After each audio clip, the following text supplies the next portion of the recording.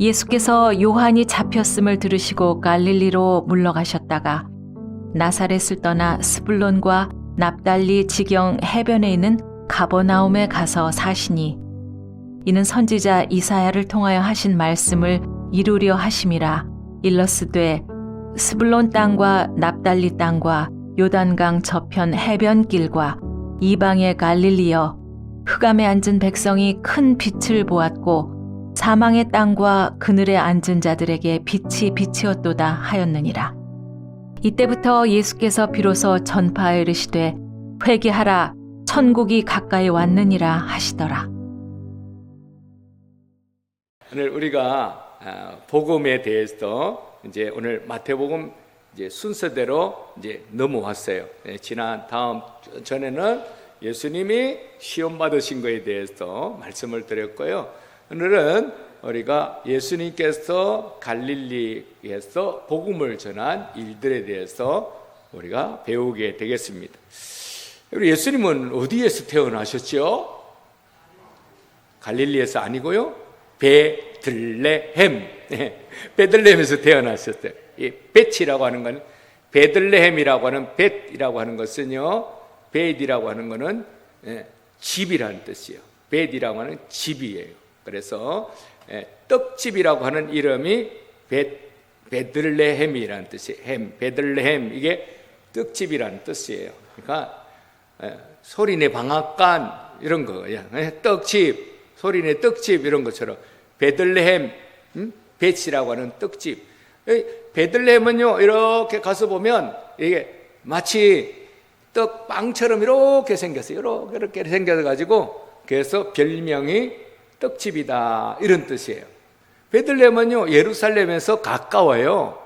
한 10km, 여기서 저 주포 정도, 여기서 저 광천이나 요 정도밖에 안 돼요.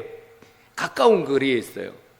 그런데요, 오늘 말씀을 보면 어디서 복음을 전하시냐면 갈릴리에서 복음을 전하시죠. 갈릴리는 이스라엘이 이렇게 길쭉하게 생겼는데 저 북쪽에, 옛날에는 이방 땅이었어요. 그래서 오늘 선지자가 전한 말씀이 이방 땅, 스불론, 납달리 이러면서 그 이방 땅에 속해 있던 그곳에서 예수님이 복음을 전파하기 시작했다, 이런 말씀을 하고 있어요. 이것은 성경대로 예수님께서 베들레헴에 태어나셨지만은 베들레헴은 유다 지파가 사는 동네에, 유다 지파에 살기 때문에 예수님이 원래는 갈릴리에 살으셨는데 호적하러 예수님의 아버지 요셉이 아구 수두가 전부 다 호적을 해라 그래요. 세금을 매기려고 호적을 다 올려라 그랬더니 호적이 있어야 세금을 매길 거 아니에요, 그렇지요? 그래서 세금을 매기기 위해서 다 자기 태어난 곳에 호적을 하라 그랬더니 호적하러 갔다가 임산부인 마리아가 베들레헴에서 아기를 낳고, 그 다음에 헤롯 왕이 자기가 왕인데 누군가 왕이 태어났다고 동방박사들이 이야기하니까 막 죽이려고 이제 무사들을 보내가지고 그 베들레헴 근처에 2살 이하의 아이들을 다 죽입니다. 근데 그 전에 하나님의 성령이 빨리 저 애굽으로 피신하라 그래요. 애굽으로 피신했다가 갈릴리에 가서 이제 갈릴리 가버나움, 갈릴리 지역에 가서 예수님이 사신 것이에요. 이해되시죠? 예수님이 지금 어느 쪽에 계시냐면 저 북쪽에 사세요. 북쪽에 사시는데 북쪽에서부터 복음을 전하시기. 그래서 회개하라, 천국이 가까웠느니라 이러면서 복음을 전하시는 거예요. 복음이 뭐냐? 그럼 복음이 뭐예요? 복음은 회개하라가 복음이. 왜 그런지 아세요? 우리가 죄를 가지고 천국에 갈 수 있어요, 없어요? 없지요. 그러니까 회개하는 것이 천국 가는 길이에요, 그렇죠? 그렇잖아요. 죄를 가지고는 천국 못 가니까 회개해야 천국에 갈 수 있으니까 회개하는 게 복음이에요. 그런데 금방 하나님 용서해 주세요 그러니까 또 금방 또 죄를 지어, 또 금방 또 죄를 지어. 그러니까 하나님이 불쌍히 여기셔가지고 이 땅에 하나님의 아들 예수님을 보내주신 거예요. 예수님이 이 땅에 오셔가지고 아이고 불쌍해라, 맨날 죄짓고 또 죄짓고 또 하나님 앞에 용서 빌고 안 되겠다. 그래, 앞으로 너는 그렇게 약하니까 안 되겠다. 내가 앞으로 네가 지을 죄까지도 내가 다 짊어지고 내가 용서해 줄게. 나를 믿으라. 그러면서 예수님이 이 땅에 오신 거예요. 이게 복음이에요. 그래서 복음의 첫걸음이 뭐냐? 이것은 회개라고 하는 것입니다. 여러분, 독일하고 일본 사람들이 2차 대전 때에 전쟁을 일으켰어요.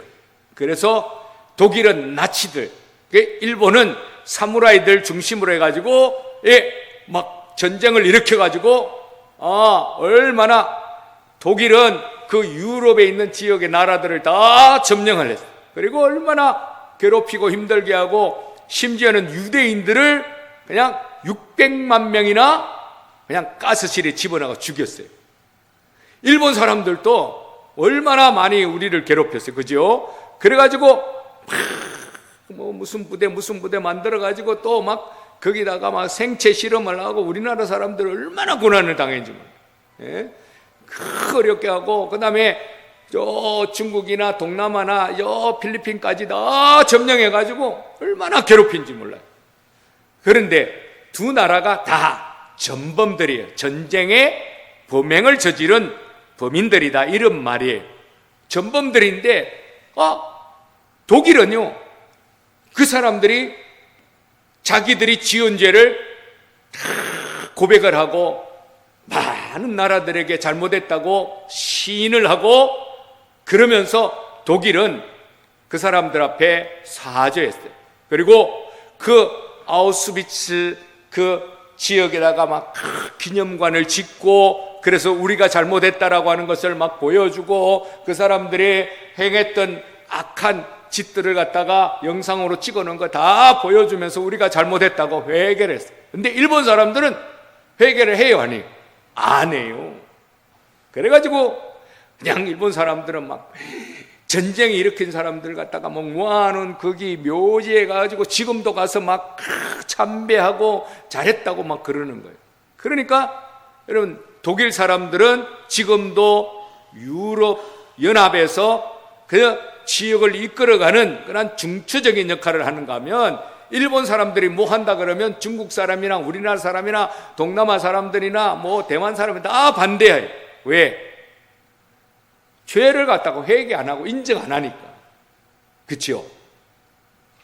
오늘 이것은 우리에게 주시는 말씀. 우리가 하나님 앞에 죄를 인정해야 돼요. 여러분, 죄를 인정하시기 바랍니다. 죄를 인정하는 것, 그게 바로 하나님 앞에 복된 사람. 우리가 예수 믿고 살아가는데 우리가 뭐 잘못하면 잘못했다 하면 되잖아요. 근데 꼭 변명하고 숨기고 그냥 네가 잘못해서 막 이렇게 되는 거, 그죠? 왜 그럴까요? 죄라고 하는 것이 우리를 회개하지 못하게. 사탄이요, 제일 듣기 싫은 말, 그걸 갖다가 우리 성도들에게 뭘 하냐, 목사님이 회개하라는 말을 제일 듣기 싫어해요. 왜 그럴까요? 회개하라는 말은 복음인데 왜 듣기 싫을까요? 오늘 우리를 자꾸 사탄이나 죄가 지배를 해서, 죄나 사탄이 지배를 하면요, 회개하라는 말이 그렇게 듣기 싫어요. 치나 회개하지, 맨날 나보고 회개하라 그래, 이러면서 이 속에서 이렇게 막 부글부글 끓어오는 사람 있죠. 그건 조심해야 되는 거야. 이게 선한 사람들은 우리가 회개하라 그러면 내가 뭘 회개할까 찾아보는데, 어떤 사람은요 막 속에서 부글부글 끓어올, 지가 회개해야지 나보고 회개하라 그래, 막 이런 사람. 그러면 그게 뭐예요? 내가 죄에 깊이 잠겨 있는, 그래서 회개하기를 싫어하는 거예요. 그럼 우리가 이렇게 막 어디 상처가 났다 그러면 상처를 막 긁으면 아파요, 안 아파요? 그냥 손대지 말라고 막 그러잖아요. 우리가 죄가 득지 붙은 사람은요, 이거 떼는 걸 싫어해요. 근데 이걸 떼야 낫는 거예요. 상처가 여기 소독을 해야지 낫지, 그냥 덮어놓는다고 낫는 게 아니에요. 오늘 우리가 하나님 앞에서, 오늘 우리가 마태복음을 계속 강의하면서 읽고 들으면서 우리가 오늘 주시는 말씀이 뭐냐면, 우리가 회개하라고 하는 말씀이에요. 그래서 오늘 17절에 보면 회개하라 천국이 가까웠느니라 말씀하시면서 제일 먼저 선포하신 말씀이 이때부터 예수께서 비로소 전파하여 이르시되 회개하라 천국이 가까웠느니라 이렇게 말씀합니다. 예수님의 공생애의 가장 먼저는 뭐냐면 회개하라고. 우리 한번 실험 한번 해볼게요. 옆 사람 보고 한번 해볼게요. 권사님 회개하세요. 이렇게 너무 세게 하지 말고 세게 하면요 막 싸우려고 막 그래. 옆 사람 서로 한번 마주보고 회개하세요 한번 해봐요. 회개하세요. 회개 말하기 싫죠? 기분 되게 나쁘죠? 기분 좋은 사람 있어요? 예, 기분 좋은 사람은 별로 없어요. 왜냐하면 다 같은 죄인인데 지는 죄인 아니야? 나도 죄인이고 지도 죄인인데 아니 똥 묻은 개가 막 이렇게 겨 묻은 개 보고 뭐라 그래? 막 이러면서 속에서 막 올라와요. 그렇죠? 안 올라오는 사람은 그 사람은 진짜 그냥 하나님이 사랑하시는 분들 다 올라와요. 여러분이 저보고 목사님 회개하세요 그러면 제가 기분이 좋을까요 나쁠까요? 엄청 싫어요. 저도 엄청 싫어한다니까요. 그게 왜 그러냐면 죄라고 하는 것이 사탄이 지배하는 영역이기 때문에 그래요. 사탄이 지배하는 영역이기 때문에 우리가 사탄을 건드리면 사탄이 확 물라고 달려드는 거예요. 그래서 회개하라는 말이 쉽지가 않아요. 그래서 예수님께서 회개하라 천국이 가까웠느니라 그랬더니 바리새인과 서기관들이 막 예수님을 잡아먹으려고 막 날뛰잖아요. 그러니까 예수님이 이 독사의 자식들아 막 그러잖아요. 그게 왜냐하면 사탄에게 이게 죄라고 하는 것이 물려있기 때문에 이 죄는 사탄이 지고 우리를 공격하는 무기고 수단이기 때문에 이 회개하라는 말을 가장 싫어하게 되어 있는 것입니다. 오늘 우리가 하나님의 나라가 가까웠다라고 하는 이 말씀 앞에 우리가 가장 먼저 해야 될 일은 뭐냐면 회개라고 하는 거예요. 근데 회개가 뭔데? 왜 자꾸 회개 이야기하냐고 이렇게 이야기할 수 있어요. 회개라고 하는 것은요, 내가 단순히 잘못했다는 게 회개가 아니에요. 회개라고 하는 것은요, 내가 내 뜻대로 살던 사람이 이제 하나님의 뜻대로 살려고 확 돌아서는 것. 이게 회개예요. 회개라고 하는 건 방향을 바꾸는 거예요. 그럼 죄는 뭐냐? 죄는 잘못된 방향으로 쭉 가는 게 죄예요. 이걸 하마르티아라고 하는데 화살이 관역을 향해 가지 않고 빗나가는 게 그게 죄라고 하는 거예요. 우리가 하나님께로 가까이 안 나가고 자꾸 딴 데로 가는 게 뭐냐? 이게 죄라고 하는 거예요. 그렇기 때문에 여러분 죄를 회개해야 된다라고 하는 것입니다. 여러분 1907년도에 평양 대부흥운동이 일어났어요. 평양 대부흥운동이 일어날 때에 어떤 일이 있었냐면 그 집회에 많은 사람이 모였지만 아무런 변화가 일어나지 않았어요. 말씀을 전해드렸지만 마음이 움직이지 않았어요. 그런데 길선주 장로님이 회중들 앞에 나와가지고 그가 이렇게 고백을 하는 거예요. 친구가 맡긴 재산의 일부를 내가 가로챘습니다. 그러면서 내가 이 친구가 죽었는데 이 친구 부인에게 이 모든 것을 갚겠습니다. 내가 잘못했습니다. 내가 4배나 갚겠습니다. 그러면서 나와서 울면서 회개를 했어요. 그랬더니 그때에 주변에 있는 사람들이 너도 나도 나와서 회개를 하는데 제가 아이고 우리 부인이 있는데 내가 다른 사람하고 내가 바람을 피웠습니다. 뭘 했습니다. 내가 화토 치다가 남의 것을 어떻겠습니다. 내가 너무 걸 도적질했습니다. 남의 볕단을 내가 가져와가지고 내가 가로챘습니다. 회개하기 시작하는데 그때에 평양 대부흥운동이 일어나서 그래서 회개를 할 때 평양 전체가 복음화되어지고 오늘 그 복음이 오늘 우리에까지 남쪽으로 흘러나오게 됩니다. 믿으시면 아멘. 그러니까 복음은 어떻게 전해지느냐? 복음은 성령을 받아야 복음이 전해지는데 성령을 받으면 죄가 보이고 죄를 회개하게 돼 있는 거예요. 믿으시면 아멘. 그래서 우리가요 하나님 앞에 뭔가 잘 되려고 하면 하나님과 막혀 있는 걸 풀어야 되잖아요. 그러려면 우리가 회개하면 돼. 하나님 앞에서 가려 있는 것들을 걷어내야 돼. 축복이 못 들어오게 가로막힌. 우리가 집에 창문에 까만 카텐을 쳐놓으면 햇볕이 들어와요, 못 들어와요? 못 들어오죠. 그러면 창문을 쫙 카텐을 제끼면 빛이 들어와요, 안 들어와요? 들어오죠. 오늘 바로 하나님의 축복이 가로막힌 이유는 뭐냐면 이 흑암의 권세 같은 죄가 가로막아서 그래요. 그래서 여러분, 우리 가정의 자녀들이 앞길이 막히고 우리의 물질에 문제가 생기고 아픔이 오고 문제가 오면 뭘 해야 될까요? 회개합니다.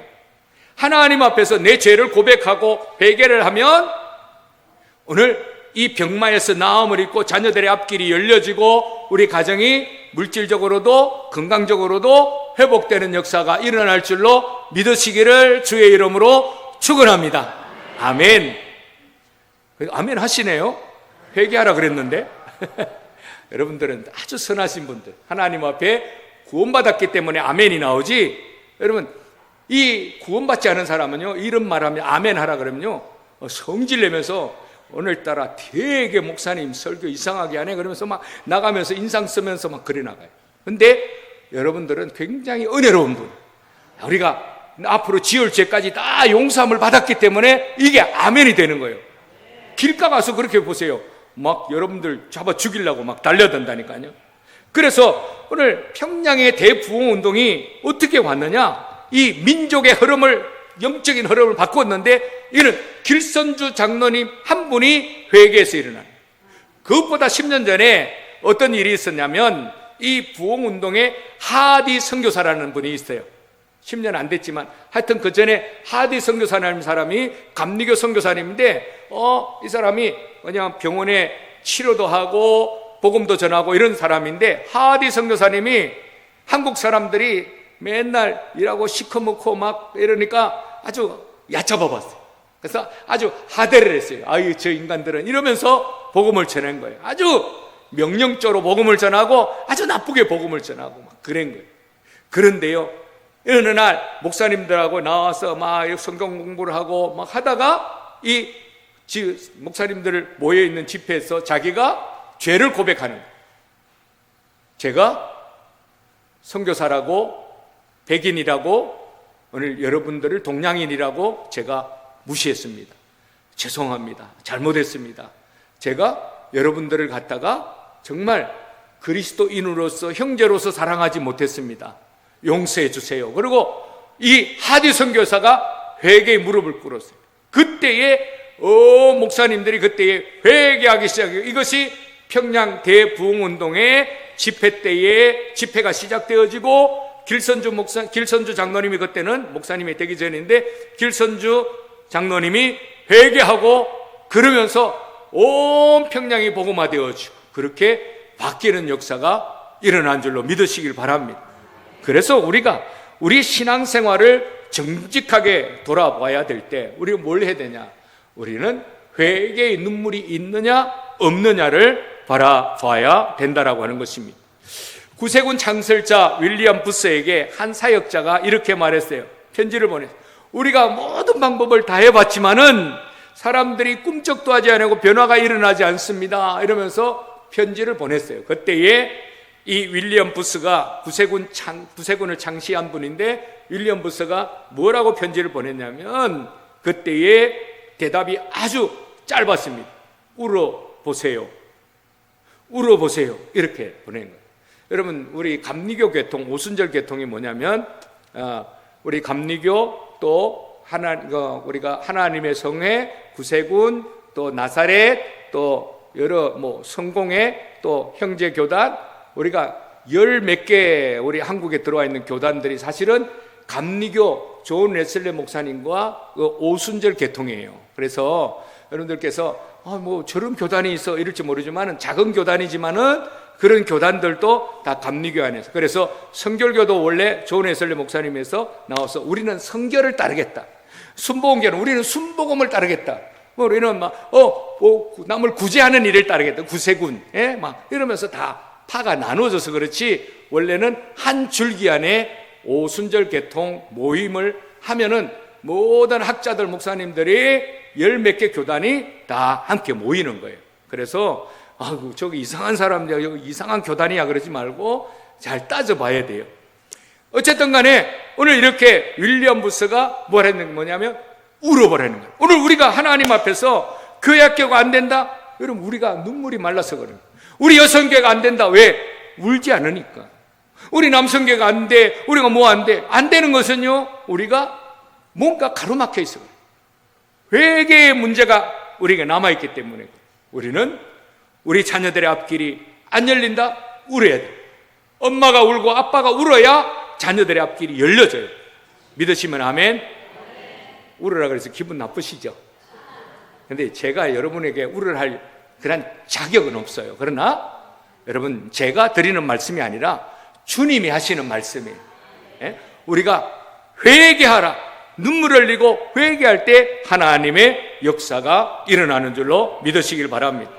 그래서 우리는 첫 번째로 자기 자신을 바라봐야 돼요. 그래, 회개하라 그러면 나를 바라봐야 돼요. 둘째로는요, 예수님을 바라보는 눈이 바뀌어져야 돼요. 회개한 사람은요, 예수님을 주님이라고 고백하게 되어지는 것입니다. 빅토리아 여왕이 어느 날 그때의 가난한 그리스도인 과부집을 방문하게 된 겁니다. 그래가지고 그분에게 권사님 집에 방문한 사람들 중에서 가장 명예로운 분이 누굽니까? 그랬더니 이 과부는 여왕님이십니다 이러는 거예요. 근데 이 여왕은요, 아니 자기가 아무리 여왕이라도 예수님입니다 이렇게 대답할 줄 알았는데, 아니 그래서 물었어요. 아니 예수 그리스도께서 이 집에 가장 귀한 손님 아닙니까? 그랬더니 하는 말이, 이 여인 권사님이 하는 말이, 아니 여왕님 무슨 말씀입니까? 예수님은 손님이 아닙니다. 예수님은 우리 집의 주인입니다. 이렇게 대답했다는 거예요. 얼마나 현명해요. 예수님이 손님이에요? 아니에요.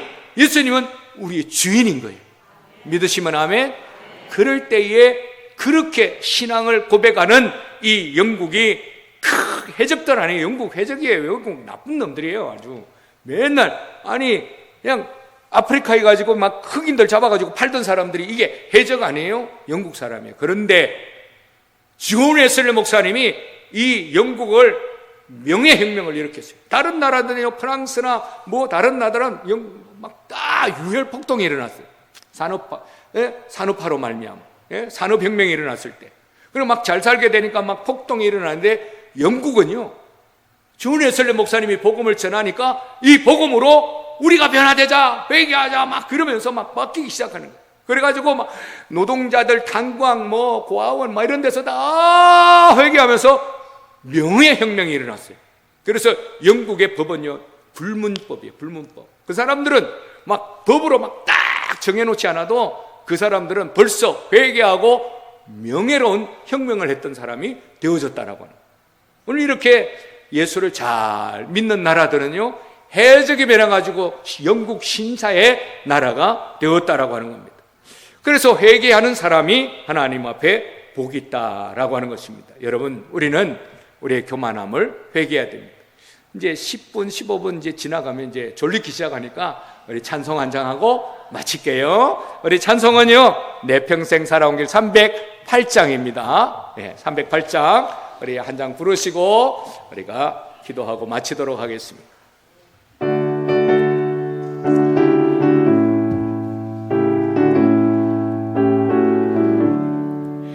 내 평생 살아온 길 뒤를 돌아보니 걸음마다 자욱마다 모두 죄뿐입니다. 우리 죄를 사하신 주의 은혜 크시니 골고다의 언덕길 주님 바라봅니다. 나같이 못난 인간 주님께서 살리려 하늘나라 영광 보자 모두 버리시었네. 낮고 젖은 세상에 사람 형상 입으신 하나님의 큰 사랑 어디에다 견주리.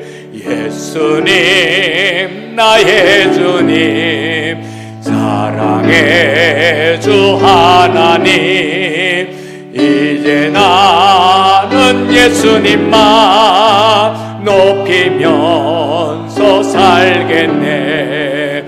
나의 남은 인생을 주와 동행하면서 주님 사랑 전하며 말씀 따라 살겠네. 아멘. 우리가 다시금 회개하는 삶을 살으셔서 여러분 복 받기를 원합니다. 회개해야 복이 임하고 회개를 해야 하나님의 능력이 임합니다. 그래서 회개하라는 말이 듣기 싫은 말이 아니라 이것은 복음이다 생각을 하시고 오늘도 예수 잘 믿으시고 여러분 복 받고 살아가시기를 주의 이름으로 축복합니다.